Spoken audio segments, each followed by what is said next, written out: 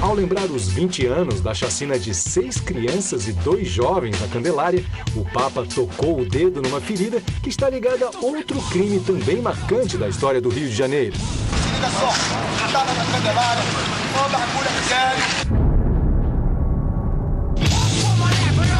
Chacina da Candelária e o sequestro do ônibus 174. 2 tragédias cariocas, um personagem em comum. Sandro do Nascimento, ainda menino de rua, sobreviveu ao massacre no centro do Rio. Já adulto, foi autor do crime transmitido ao vivo pela TV que parou o Brasil. Um show de violência, com 10 reféns na mira do revólver de Sandro por 5 horas. Vítima do sistema ou um bandido frio? Agora na Liga, o sequestro e o Brasil não esquece.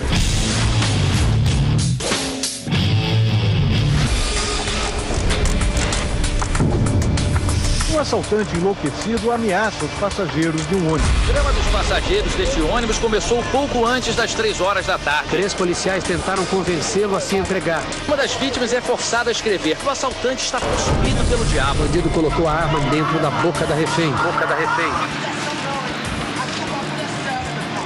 Ação desastrada da polícia. E atirou.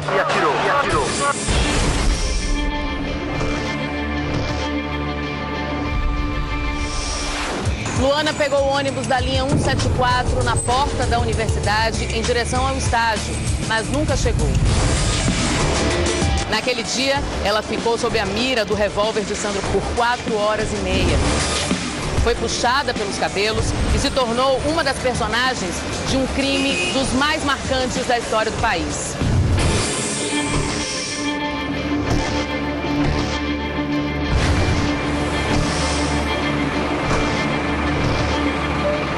Tudo começou aqui, no ponto de ônibus. No momento em que eu decidi pegar um ônibus que eu não pegava todo dia, porque esse ônibus que eu pegava todo dia estava muito lotado. Em vez de pegar um 170, que é uma linha que ainda existe, eu peguei a antiga 174, que hoje é 158. Você pensou assim em algum momento, você podia ter pego a sua linha de sempre? Ou você achou que não, isso tinha que acontecer? Esse acaso, né, não foi o que mais me impressionou nessa história toda, não.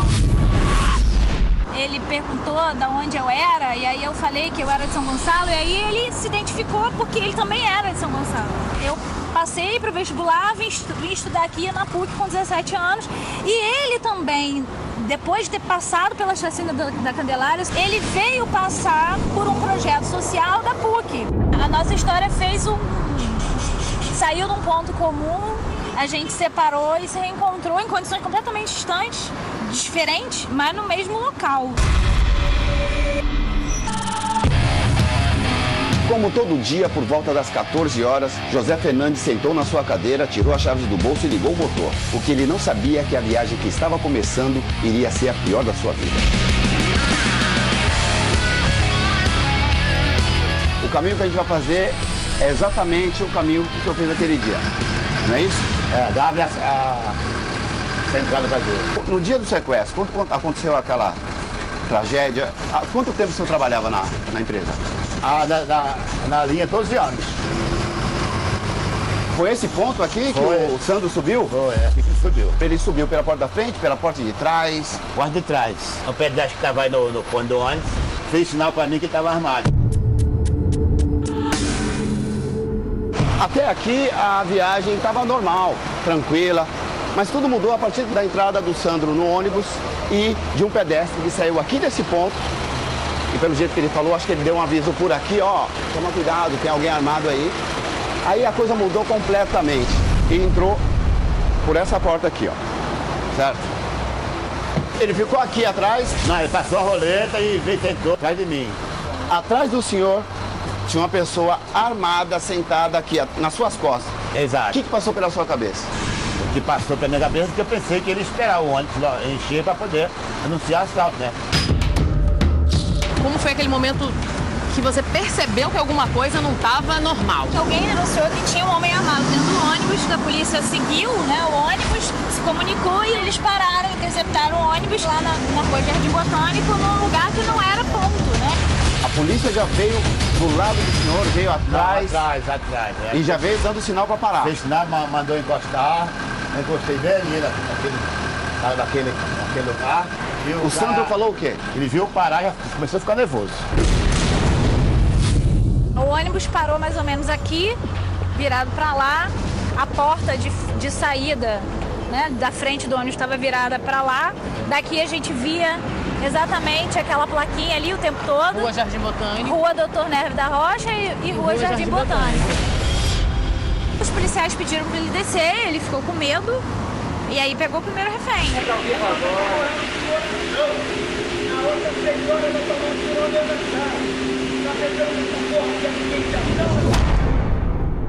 Na hora que o Sandro viu o policial aqui, o outro ali, a reação dele, qual foi? Ele puxou a arma da mochila quando viu o policial. E teve a gritaria quando ele puxou a arma? Normalmente todo mundo ficava um pouco calmo, né? Mas todo mundo estava apreensivo, né, com aquela cena. Aí ele puxou a arma, pegou a senhora que estava aí no banco central, e pelos cabelos, levou ela lá para trás. E na hora que ele puxou a mulher lá para trás, qual foi a sua reação? Não pensei muito tempo, saí pela janela. Fiz isso, né? A perna esquerda aqui lá fora, né?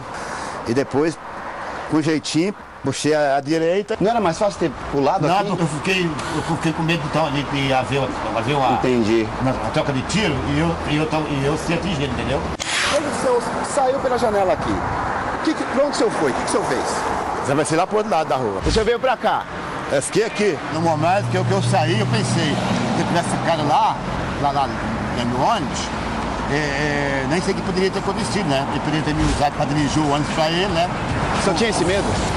Tinha.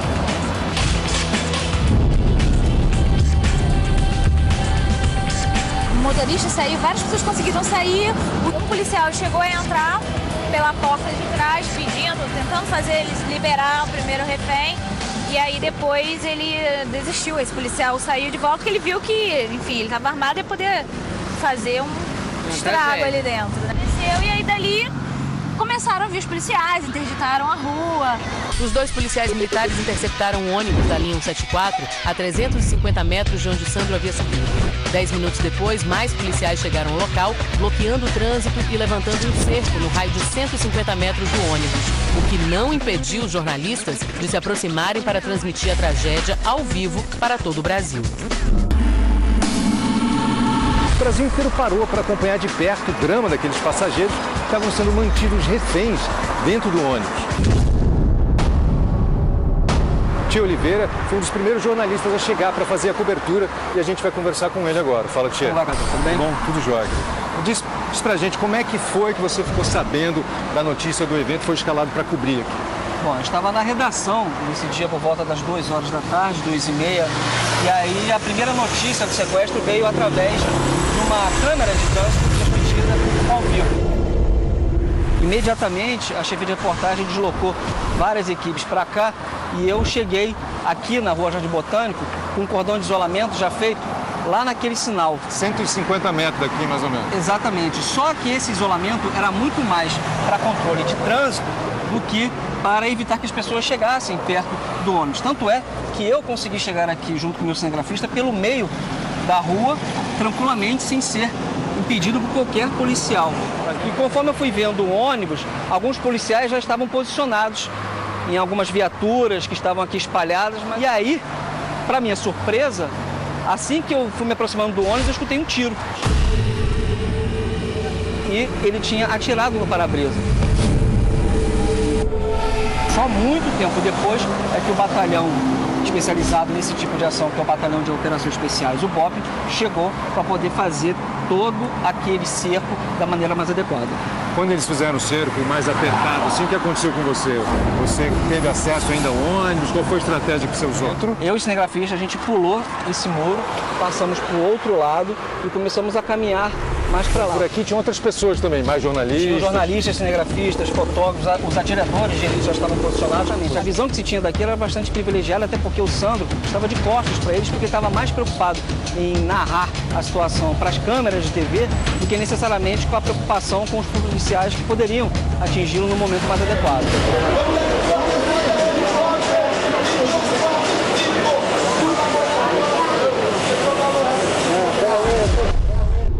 Conseguiu pular e voltar e chegar mais perto ainda do busão. Exatamente.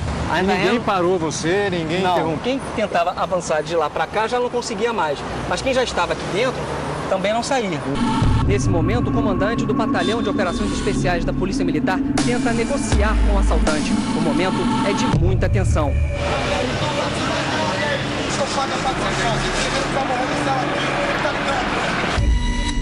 Você conseguiu ouvir a negociação, o que eles falavam? Eu consegui ouvir o Sandro Nascimento gritando a todo momento, dizendo que aquilo não era um filme de ação, aquilo era realidade. A gente ouvia os gritos das próprias vítimas, a gente ouvia o desespero de quem estava ali dentro daquele ônibus, pedindo para que aquilo ali tivesse uma solução o mais rápido possível. Quando você sentiu, a primeira vez que você sentiu a arma? O pior não é eu sentir o frio, né, da arma, é você ter a consciência de que tem uma arma apontada para você.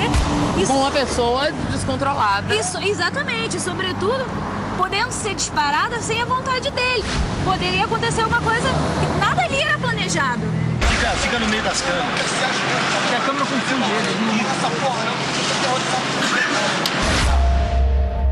O Sandro, ele ficava circulando a todo momento para frente e para trás do ônibus com a Janaína sendo refém com a arma apontada para a cabeça. Tanto é que a própria Janaína é que escreve com batom todos os recados que ele acaba transmitindo através do para-brisa das janelas do coletivo. Que mensagens eram escritas? Ele vai matar geral às 6 da noite. Nossa. E aí a Janaína, ela teve a perspicácia, não sei exatamente o que se passou na cabeça dela, mas ela escreveu ao contrário, justamente para quem estivesse do lado de fora pudesse entender a mensagem. Ele mandou à imprensa e os policiais se afastarem. A tensão tomou conta de todos os passageiros que entraram em pânico. O Sandro estava um pouco incomodado com os fotógrafos que estavam diante do ônibus fazendo as imagens. Exatamente. Ele várias vezes havia pedido para o pessoal sair dali. Ninguém atendia. Ninguém atendia porque é a lógica de um preso dentro de uma penitenciária. Todo mundo fala que o preso tem todo o direito de fugir. Quem é responsável pelo esquema de segurança é que tem que impedir. É a mesma lógica da imprensa. Ou seja, a gente quer estar perto do fato para poder narrar exatamente da maneira mais verossímil possível.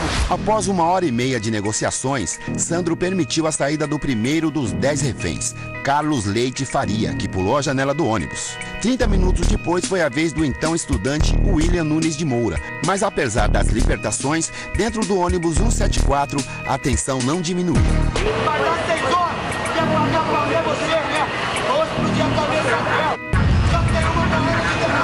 Duas passageiras sentadas mais ou menos no meio do coletivo estavam muito nervosas e que uma delas estava passando mal. Nós todos estávamos tentando convencer o Sandro de libertar a Damiana, que ela estava passando mal. Teve um derrame dentro do ônibus, né? E a Geisa estava muito nervosa. Ela tremia o tempo todo, chorava o tempo todo. Ela dizia que não ia sair dali viva, ela afirmava isso. E acho que aquilo estava angustiando ele também, né? Mas ela falava para ela assim, ou ela falava para as pessoas, para a Damiana, mas ela queria salvar a Damiana.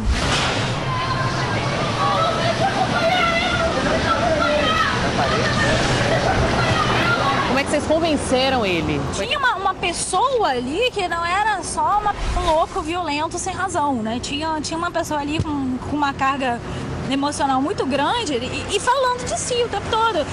Eu já matei 7, não quero ter mais uma na conta. Então ele se preocupava supostamente em matar mais alguém. Pode me filmar legal, Brasil. Se liga só. Eu tava na Candelária, uma bagulha sério, mataram o irmãozinho na mão de Davi. Então, não tenho nada a perder mais não.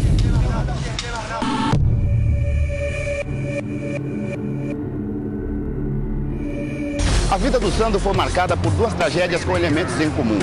Ambas aconteceram no espaço público da cidade, a intervenção da polícia foi fortemente questionada e nas duas morreram inocentes. A principal diferença é que na primeira ele foi vítima e na segunda o assassino. Eu estou aqui com a Ivone, que cuidou do Sandro, né? Quando ele chegou aqui na Candelária, ele tinha mais ou menos 11 anos, né? 11 anos. Muito pequenininho, miudinho. E aí juntou-se ao grupo que tinha aqui, que eram 72 crianças. 72 crianças. Muitas crianças que dormiam ali nos pilotis, tomavam banho aqui e chamavam essa estátua de a mãe. Como se tivesse pegado para ele aquilo que faltou, né? Aquilo que faltou. Sandro nunca conheceu seu pai. Aos 6 anos de idade, viu sua mãe morrer esfaqueada. Semanas depois, cortou os poucos vínculos familiares que tinha e ainda com o uniforme da escola, fugiu da casa da sua tia, se tornando mais um dos meninos de rua do Rio de Janeiro. Sandro era um menino tímido, muito amoroso. É mesmo? Muito amoroso, quer dizer, vivia abraçando ele, sentava no meu colo. Naquele momento, ele criança, ninguém diria que aconteceu o que aconteceu depois. Quanto tempo o Sandro viveu aqui? 1 ano e meio. Ah, na rua 1 ano e meio. Até a chacina. Os meninos da Candelária chegaram assustados e escondidos nos cobertores. O cartaz feito às pressas falava da tristeza com a perda dos companheiros. Apenas os meninos de rua e poucos parentes puderam entrar na capela, a mesma onde outras 2 vítimas do massacre foram veladas ontem. Você foi uma das primeiras pessoas a chegar. Eu fui a primeira pessoa a chegar. E eu dizia aos meninos, se acontecer alguma coisa, vocês me telefonem a hora que for.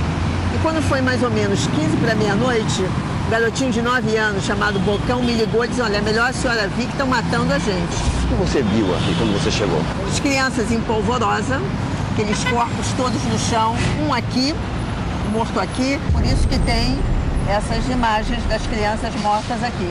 O resto lá, daquele lado ali embaixo do pilotis. Os carros chegaram, pararam aqui, os homens chegaram e começaram a atirar. Nos que estavam aqui? Nos que estavam aqui. E aí isso foi muito rápido, porque eles procuraram por um menino, e aí quando o menino respondeu, sou eu, eles começaram a atirar. Mataram 8, né? E eles não saíram daqui, eles continuaram aqui, e eu cheguei, estavam os meninos mortos por toda a calçada, e as crianças desesperadas sem saber o que fazer.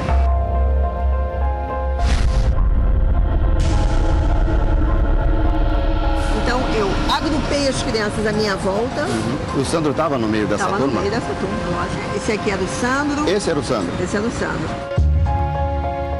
Ele foi o que ficou mais perto de mim, agarrado comigo. Eu nunca vou esquecer. Eu fico até emocionada quando eu falo, porque foi um descaso das crianças terem sido assassinadas pela polícia. Foi o descaso de deixar uma pessoa sozinha na rua, com 60 e poucas crianças, sem perguntar o que a gente ia fazer. Olha, foi uma sensação que eu tive dessa sociedade muito ruim.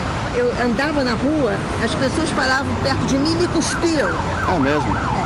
Porque eu protegia bandido, porque eu estava pensando da vida. E essas coisas que você passou com essas crianças, mudou a maneira como você trabalha? Não, continuo na minha linha de idealismo, dizendo que nenhuma criança pode ser abandonada nesse país. Eu vou morrer pensando isso. Se ele tivesse tido um apoio de alguma organização que tivesse naquele lugar que ele morava, com certeza o desfecho teria sido completamente outro. Essa área toda acabou sendo cercada por policiais que poderiam atingir o Sandro Nascimento caso existisse uma oportunidade.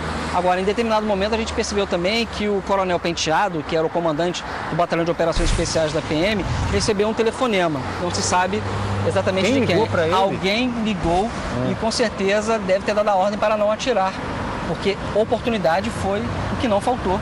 4 horas, em vários momentos, o Sandro Nascimento se distanciava das vítimas e ele virava um alvo fácil. Ana assumiu o papel de negociadora. Ela distribuiu água aos outros reféns, acalmou os mais nervosos e manteve o controle. Você elaborava o discurso para não desagradá-lo, para não irritá-lo, para acalmá-lo? Qual era a sua intenção quando você conversava? Eu tentava fazer com que ele confiasse em mim. A ideia era essa, que eu pudesse também transmitir confiança. Por exemplo, teve um momento em que eu falei que eu estava apertada para ir ao banheiro. Falei que ele fazer xixi. A expressão foi essa. Ele falou assim, pode ir lá na porta, vai fazer. Eu olhei para ele e falei, mas como é que você sabe que eu não vou sair? Você falou isso? Falei.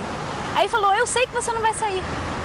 Então ele também me manipulou em alguns momentos e eu manipulei porque o você Sandro. Poderia ir lá fazer xixi, abrir a porta e sair. A ação era perfeita para sua fuga.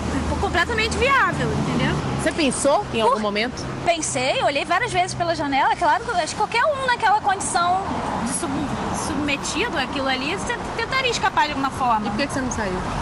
Primeiro que eu achei que poderia não dar certo, poderia pular, ficar agarrada, não conseguir, e aí gerar alguma coisa pior. E eu também não tinha coragem de sair e deixar as pessoas... É como se eu tivesse uma certa responsabilidade pelas pessoas, entendeu? Num determinado momento, eu disse, olha, vocês não estão acreditando? Então tá, então ela vai morrer. Eu vou contar até 100 e vou atirar.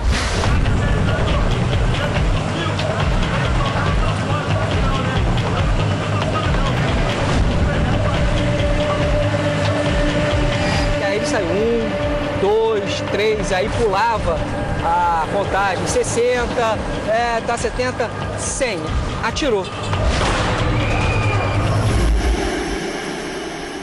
E aí é claro que todo mundo que estava aqui em volta se deu conta de que, na verdade, aquilo ali não era uma brincadeira.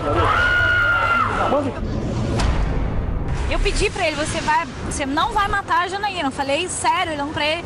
Aí ele olhou pra ele e falou, não vou matar. E não matou. Quando ele deu o tiro, eu peguei nela. Pra ela saber que ela não tinha morrido. Eu não podia mostrar pro lado de fora que ela tava viva. A cabeça dela tava em direção da arma mesmo? Ou... ela agachou. Ele mirou pra qualquer lugar, já que... Ela agachou, ele apontou pra baixo, só que quem tava lá de fora não conseguia ver exatamente a direção da arma dele. Ele apontou mais ou menos pra onde ela estava, mas desviou. E vocês sabiam que ele tava virando a arma para o outro lado. Mas até que ponto a gente podia confiar? Isso. Não sabia, mas o fato é que ele não fez. Ele queria fazer a coisa parecer pior do que ela já era, né? Quase como uma tentativa de mobilizar os policiais para que não acontecesse o pior. Ele queria assustar. Era uma encenação até certo ponto.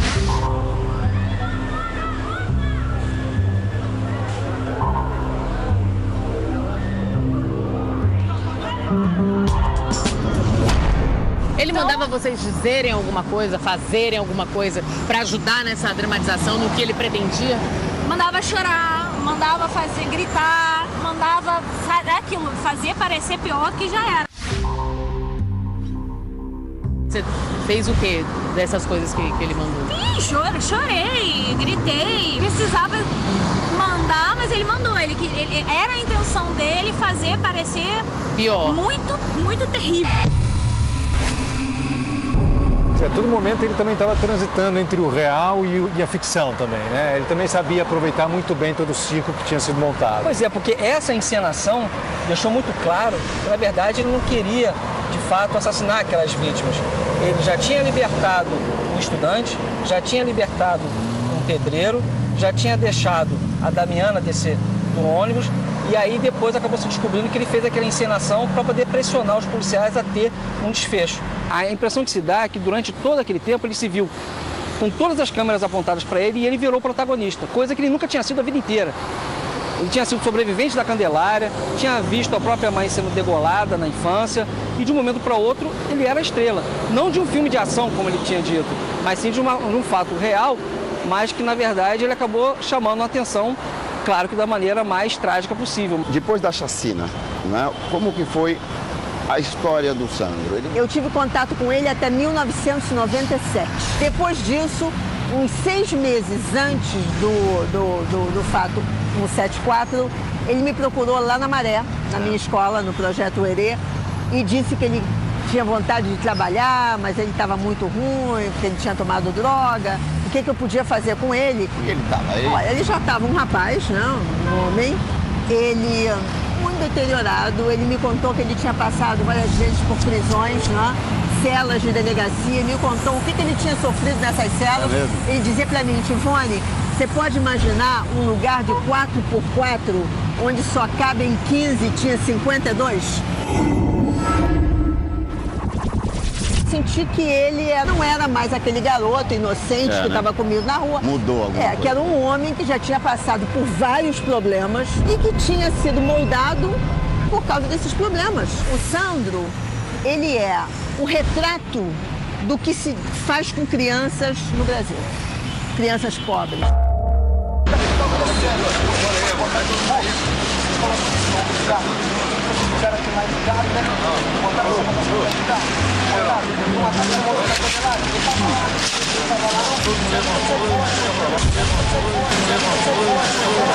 Uma das horas mais emocionantes foi quando eu vi aquele rapaz drogado dentro de um ônibus chegar na janela e falar: chama-te Ivone, que ela sabe como eu sou.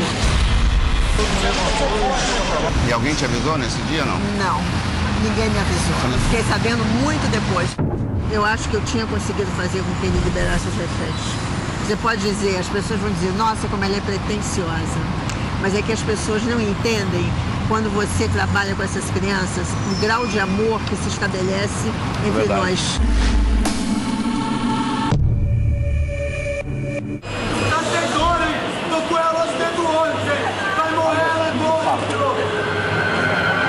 Vai tirar na outra. Ele já matou uma, tô sabendo. Já tirou em uma, vai tirar na outra agora. Esperta aí, tá? O sequestro já durava mais de 4 horas, a luz começou a cair, como está agora, anoitecendo, e a pressão foi aumentando. A pressão e o cansaço, né? Porque tanto os policiais quanto o próprio sequestrador já não aguentava mais aquele tipo de situação, e os reféns viam que a noite estava chegando e aquilo ali não tinha um desfecho. Até que, surpreendentemente, o Sandro decide descer do ônibus com a Geisa. Como é que ele resolve fazê-la de escudo? Ele já tinha feito lá atrás, num certo momento, fez Unidu, aquela brincadeira. Mas com a arma, Unidu com a arma apontada. Pra quem? Entre mim e ela. Assim. Unidu, Nitê, Salamé, Minguei, e a escolhida foi você, fui eu. E aí ele olhou pra mim, eu falei, eu debrucei sobre o braço dele, assim como quase pedindo, né, pra ele. O braço que tava apontado. A arma. E aí ele não desistiu. E você pediu? Pediu pela sua vida? Pedi, não, por favor. Falei não. E aí, em vez dele me pegar, que eu tava mais próxima dele, ele pegou a Geisa. Ela disse que tava com medo, que ela não acreditava, eu vou morrer. Ela ficava o tempo todo com esse... Repetindo isso? Com essa agonia, né, essa angústia, assim, quase com certeza. Ela foi em silêncio, eu não sei se ela acreditou que dali ia acabar, que ela conseguiria, saindo do ônibus, iam pegar ela. Sinceramente, eu não sei o que se passou dentro dela. Como é que foi a descida do ônibus? Ele desce com a Geisa na frente, né, segurando a Geisa por aqui. Pelo pescoço? Com a arma, pela cintura, mais ou menos aqui, pelo peito, pela cintura. E a arma apontada aqui, no abdômen dela. Sim. E aí o policial sai de trás, da frente do ônibus, aliás. Quando ele percebe a chegada do policial, ele consegue colocar a Geisa entre ele e esse policial.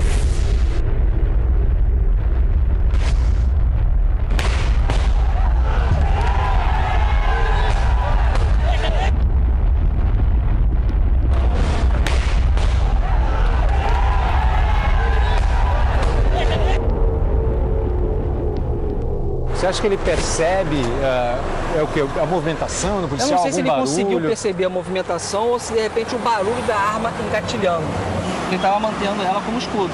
E aí no que caem os dois e ele com a arma na mão dispara.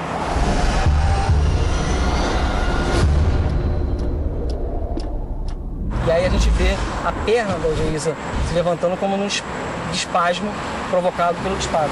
Era uma situação, além de inédita, aterrorizante.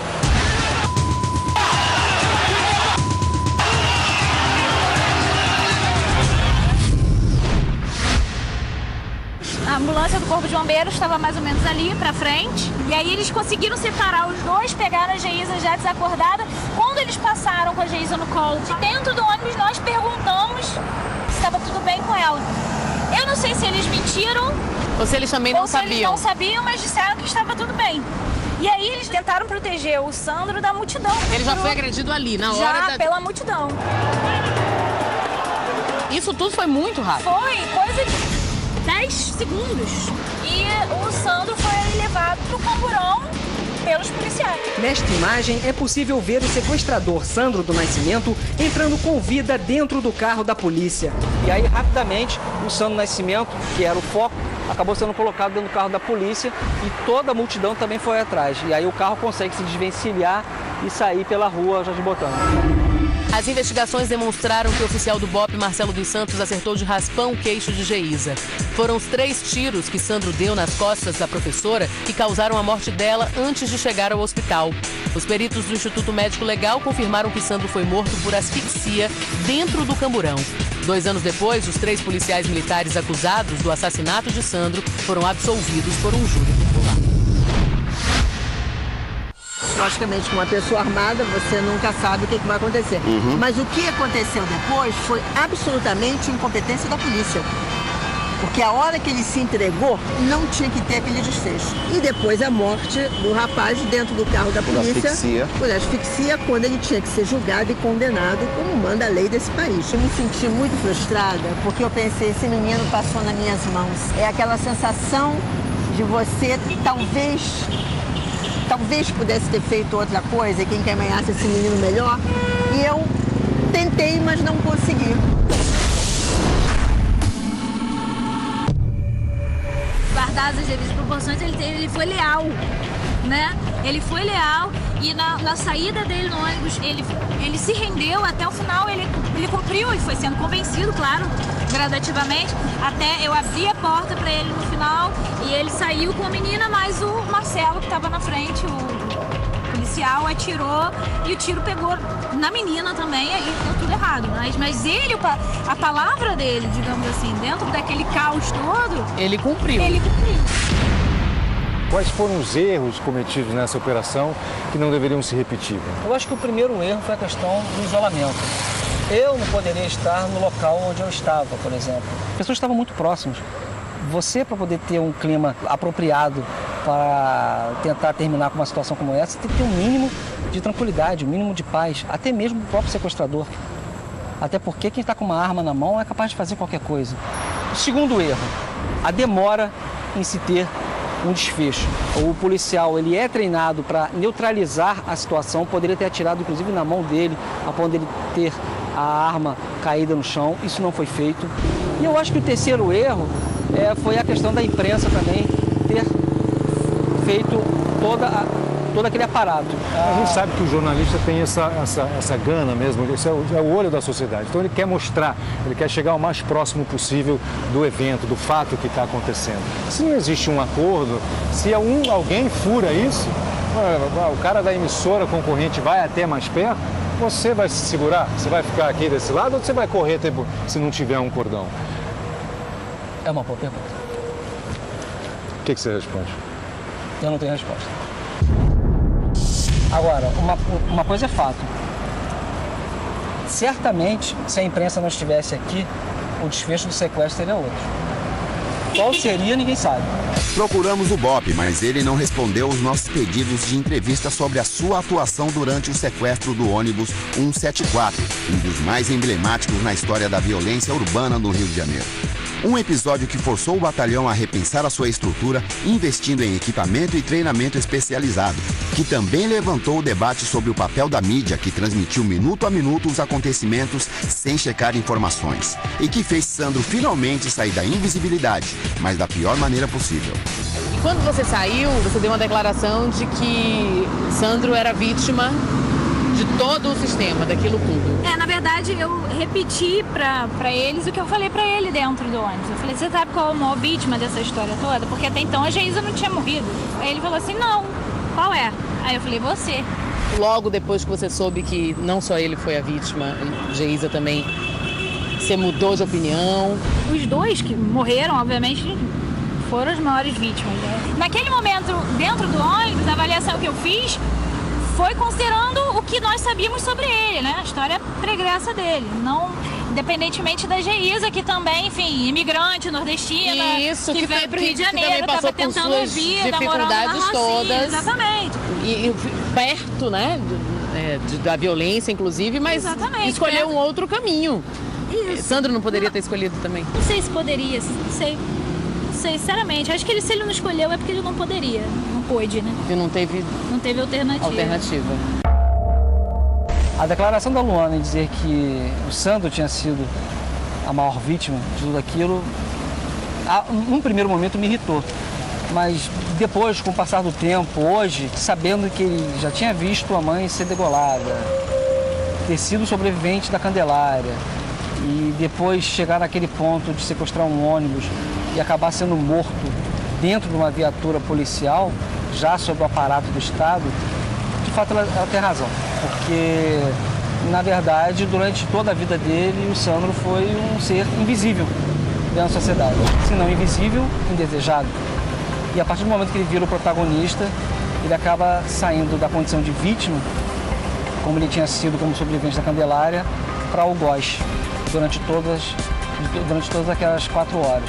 Assim como a Geisa pagou com a vida a questão de todo o despreparo das forças de segurança em relação a uma situação como aquela, o Sandro também acabou sendo também a vítima disso.